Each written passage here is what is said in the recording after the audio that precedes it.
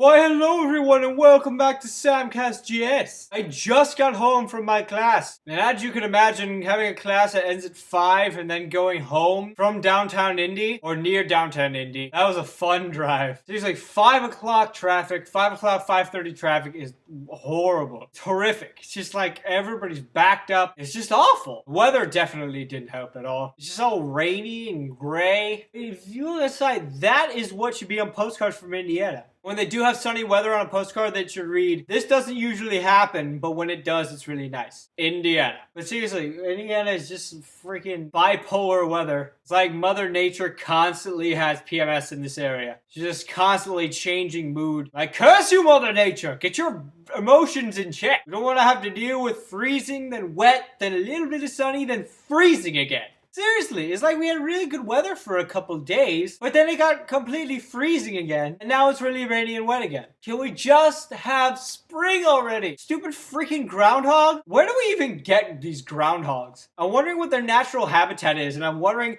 how we as people have the right to just take a groundhog out of its natural habitat, shove it in a hole in the ground, and have thousands of people watch it as it comes out of the hole to look at its shadow, if it has one or not. That's so much pressure for the freaking groundhog. Seriously, it's awful. I would hate to be the groundhog. I would actually have a little bit of fun just not come out at all when I'm supposed to come out. And if they coax me, I'd just bite them on the hand and go back inside my hole. I love to see that on Groundhog's Day. It's just like everybody, thousands of people gather around and the groundhog just doesn't come out. I would laugh so hard. But seriously, what is with groundhogs and controlling the weather? I don't know how they have that power, but for some reason they have the power to control the weather, or at least predict the weather. I think it's more control. I think they're more powerful than we give them credit for. And how did we even find out about groundhogs? How did we learn about their behavioral pattern of coming out of the hole to check its shadow to see if it's going to be spring or more winter? How did we find that out? Did we just kind of like see a groundhog and be like,